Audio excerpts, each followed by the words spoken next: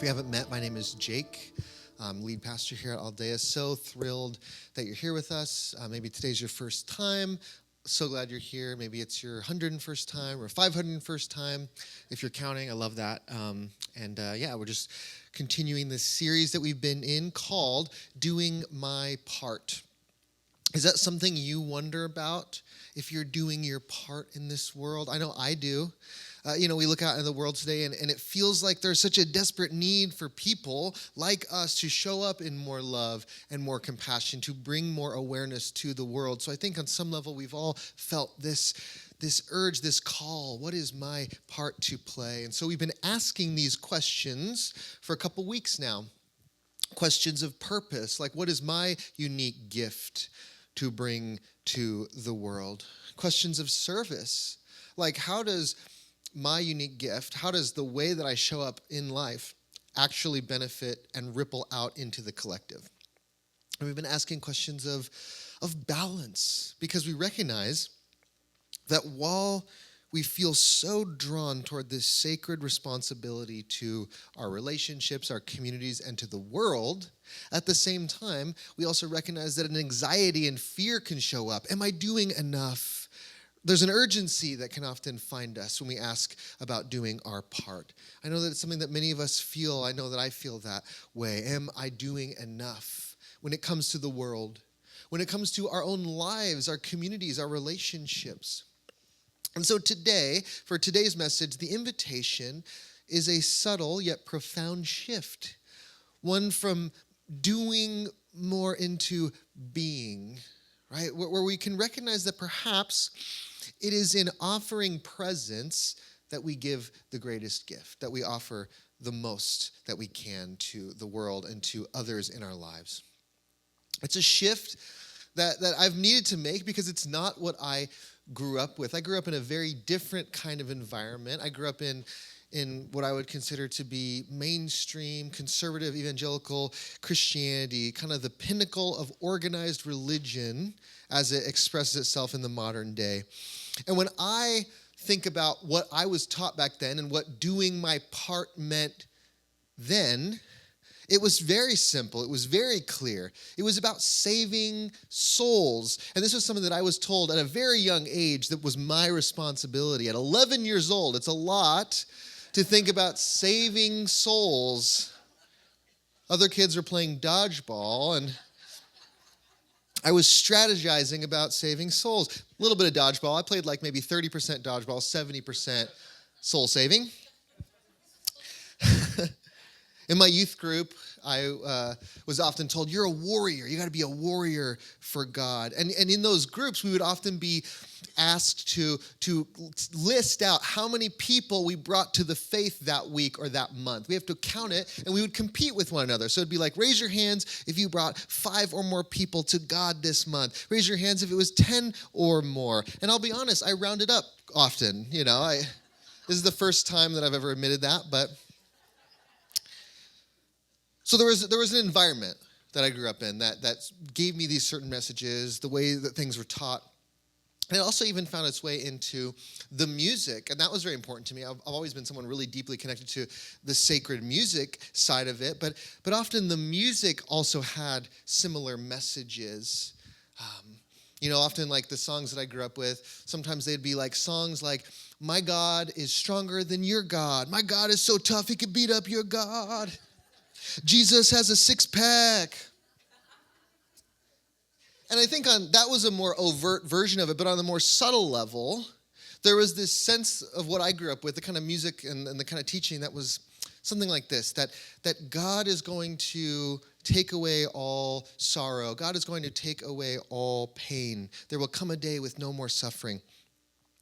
And I know that idea and concept can be beautiful and helpful for people, but I think for me it also gave me this sense, even subconsciously, that wherever I encountered sadness in the world or grief in another, wherever I came across a wound or something unresolved, what I saw was something yet to be restored, yet to be fixed, yet to be solved.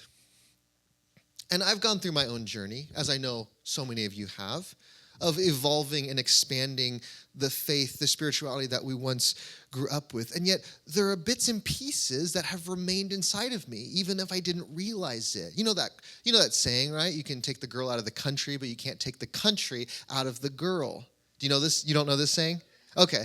I figured I would get a bit more of a response from that, but it's okay. Well, you can take the boy out of the dogma, but sometimes you don't realize, but the dogma might still be in the boy.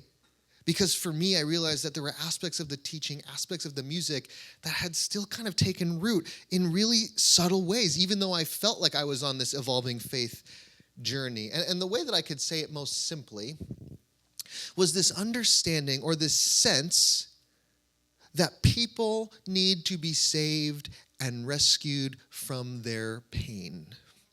Now, I understand that you might be out there and you might be saying, what's wrong with wanting to protect people and help people from suffering?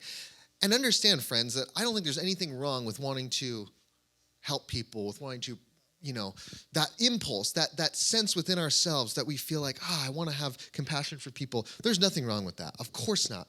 But I do want to invite us to just recognize something. That maybe we get so caught up in this idea of saving other people or saving even the world that we miss being present to others and the world. We might get so caught up in fixing or solving that we miss the invitation simply to hold others' pain, to hold them where they are.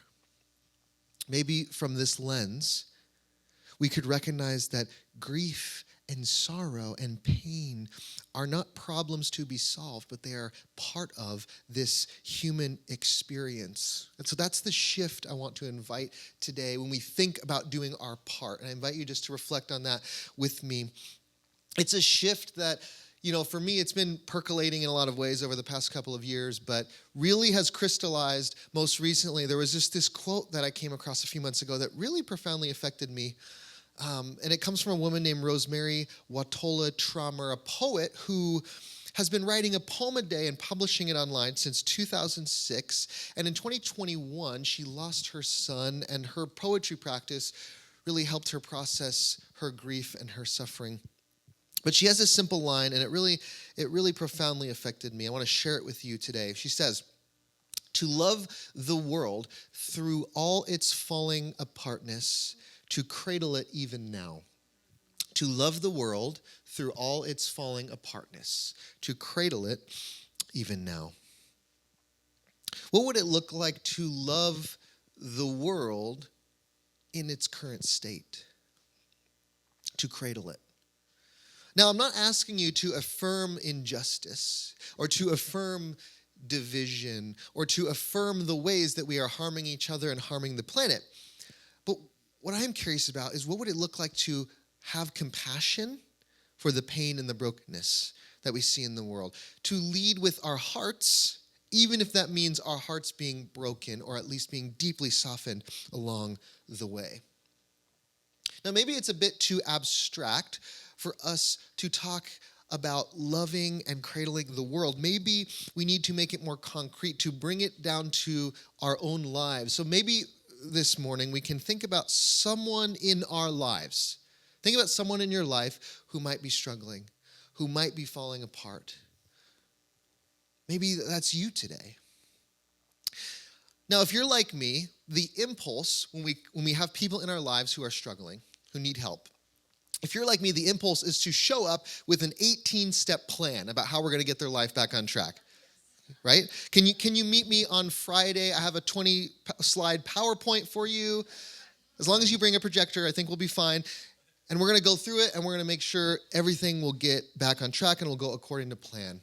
But I don't think that is what it means to cradle someone, even in their falling apartness.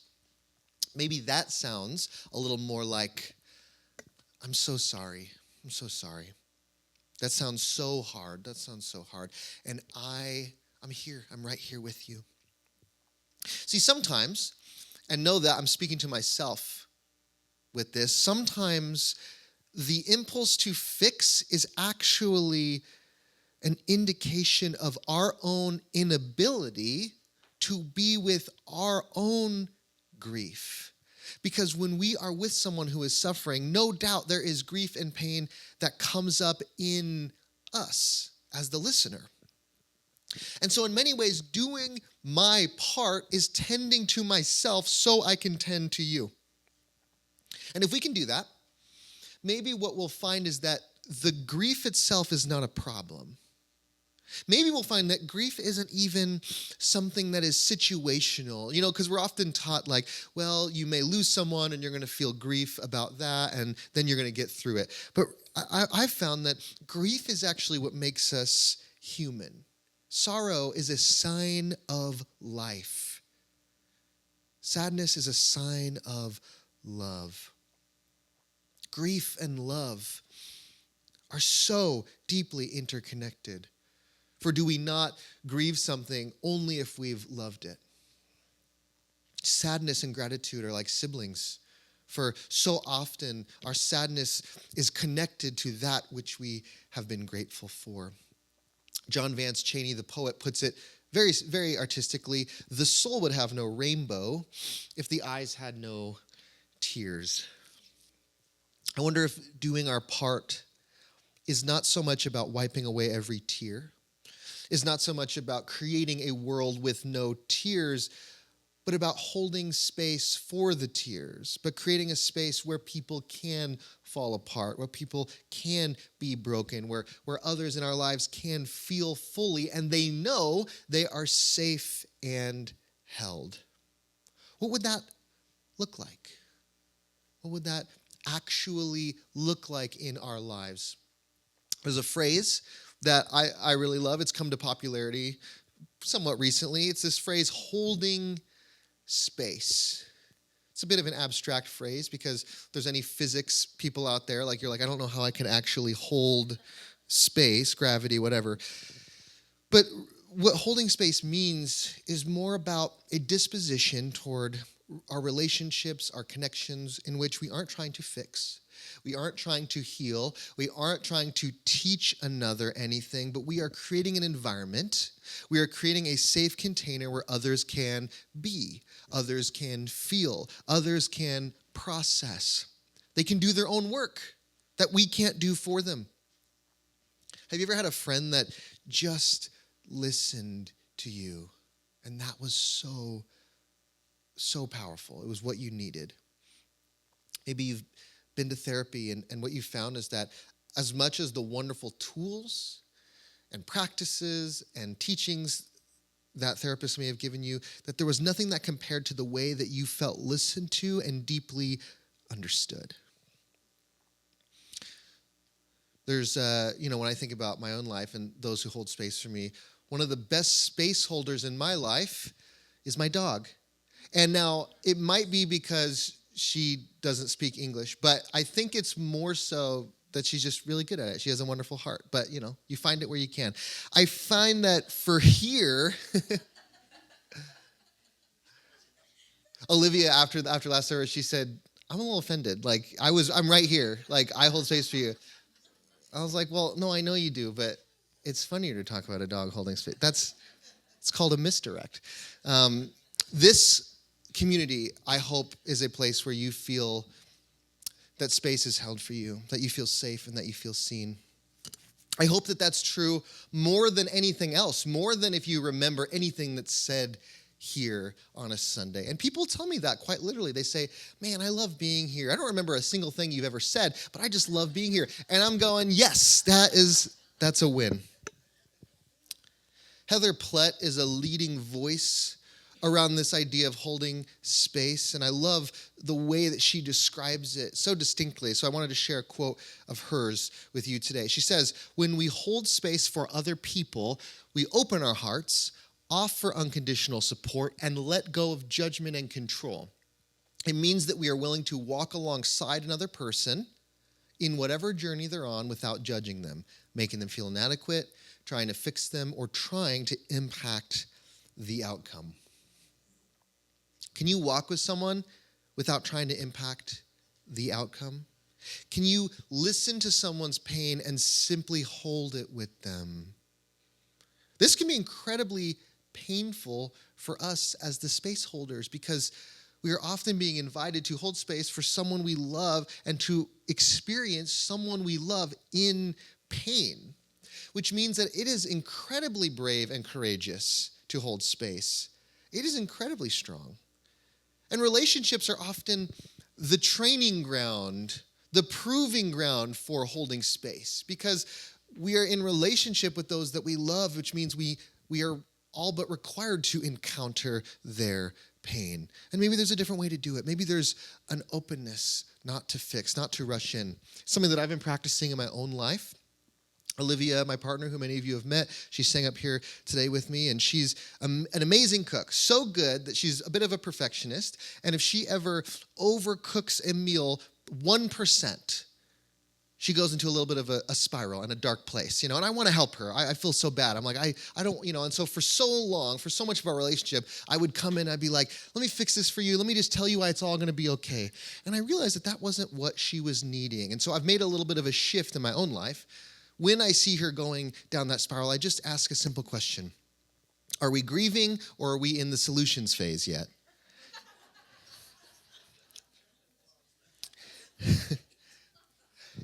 And I've found that 95% of the time, we just need to grieve together about these very slightly overcooked dinner. I know that, friends, it can feel very counterintuitive to give up problem solving, at least as our first step, our first course of action. It can be very counterintuitive to even say that not problem solving is often the more courageous thing to do, right? What are we being invited to really do instead? Well, there's this really powerful form of therapy. It was invented or created by this woman named Sue Johnson. It's called emotionally focused therapy. It's kind of a field within therapy. And what I love about this practice is that what really EFT is inviting us to is that instead of problem solving as our first impulse, what if we first lean toward understanding and connecting before trying to solve? In fact, there's a phrase in emotionally focused therapy in that sort of world that goes like this: connection before correction. Connection before correction. So helpful in our relationships. Because often we get into conflict, we face a problem, and we want to fix it, we want to correct it.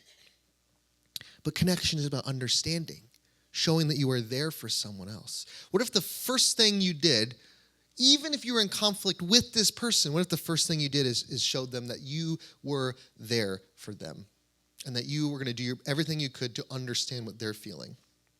Sue Johnson says that it's the basic question in relationships. Are you there for me?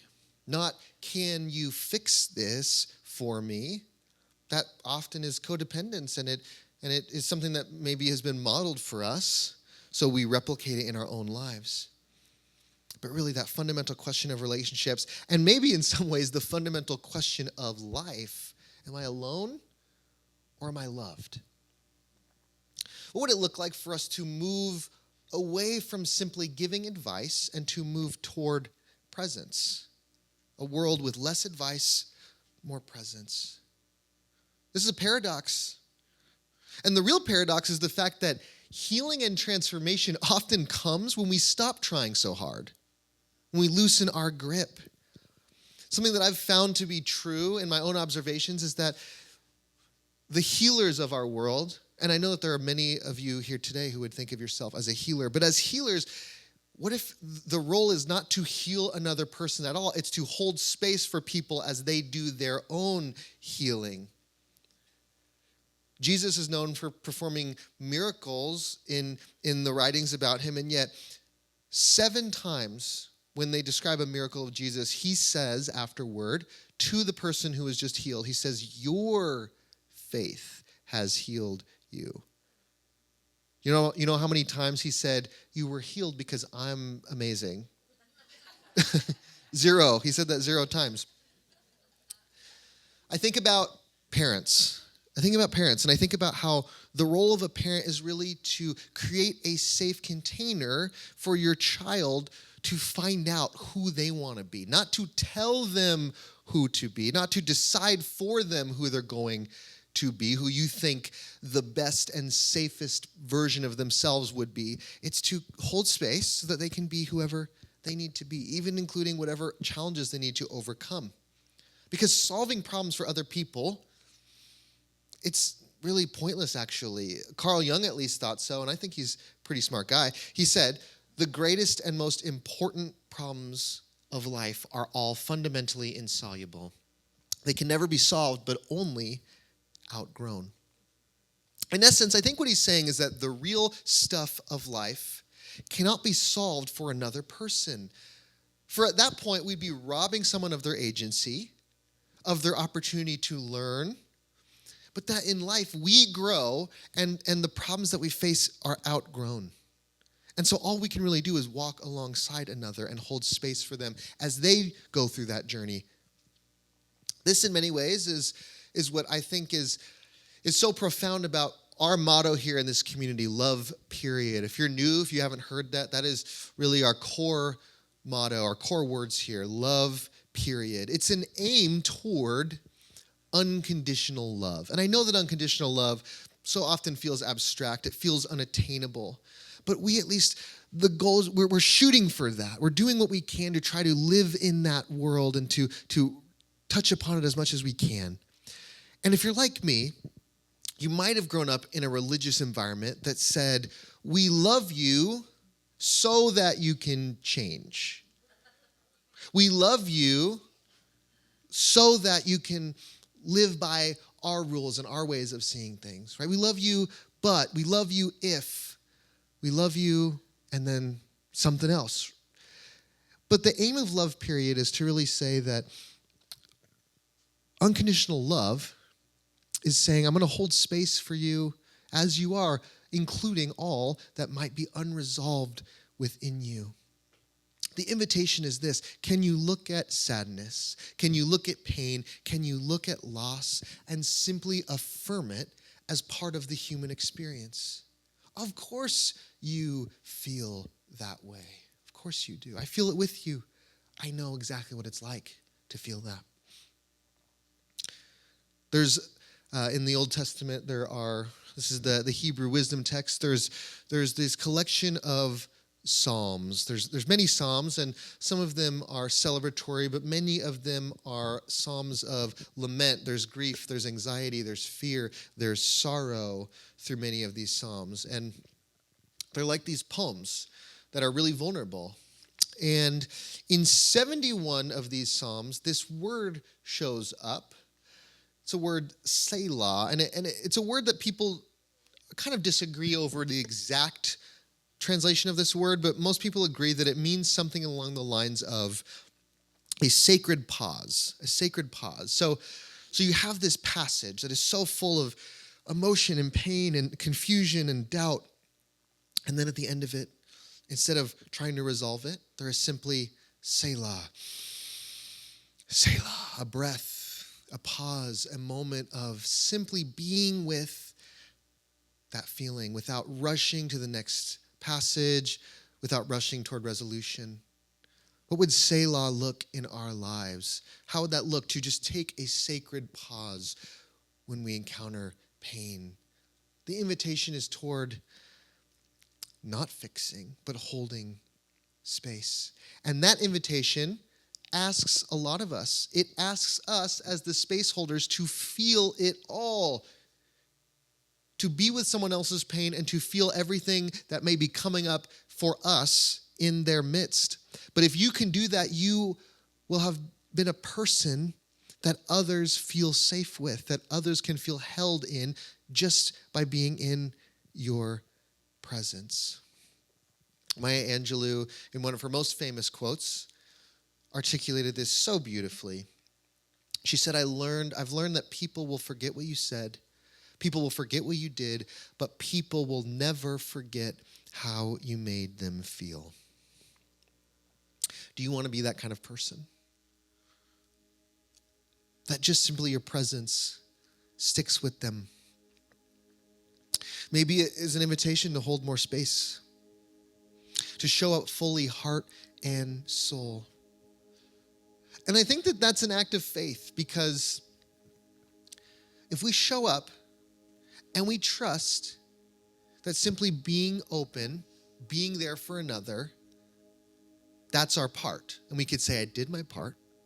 Then we're trusting that maybe in that moment, we're giving way to something higher, a higher love, a higher consciousness, however you might describe that in your own words.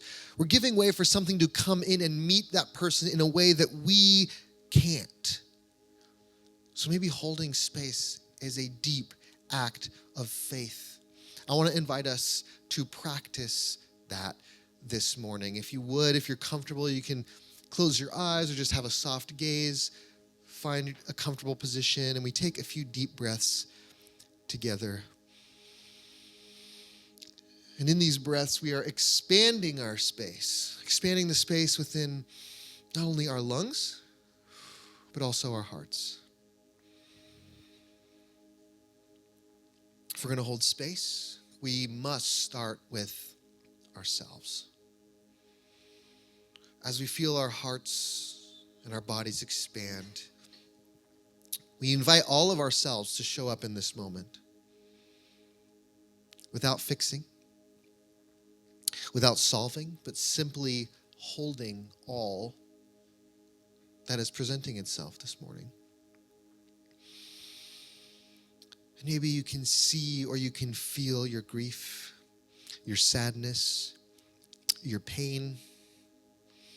And maybe you can recognize that today they aren't begging to be solved or to be erased, but they simply want to be acknowledged and embraced.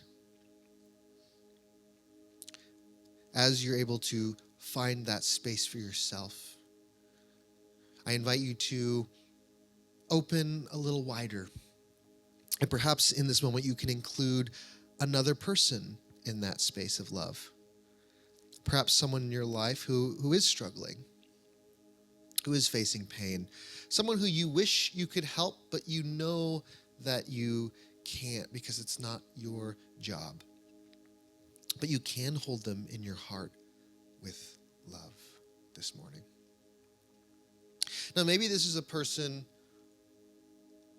whom it is safe for you to be around, and it is safe for you to offer unconditional support and to hold space for them. Or maybe it's someone where the safest way for you to interact with them is to love and hold space for them from afar in the safety of your own heart. But whatever it might be this morning, whatever that situation might be for you, I simply invite you to send that person unconditional love. I know this may be hard to say, but that even if they never change or never grow, even if they are always exactly as they are in this moment, that we send them love and acceptance. And with all this space you're creating in your heart, I invite you to expand it out even a little bit more, that maybe you can hold this whole room with unconditional love. That you can send to each person in this room that loving acceptance. I hold space for you as you are. And as you give it, maybe you can also receive it. As this whole room is being bathed in that love. Sit in that as long as you would like, as long as you need. And with a few closing breaths, we gently return our attention back to this room and our own energy. And when you feel ready, you can open your eyes.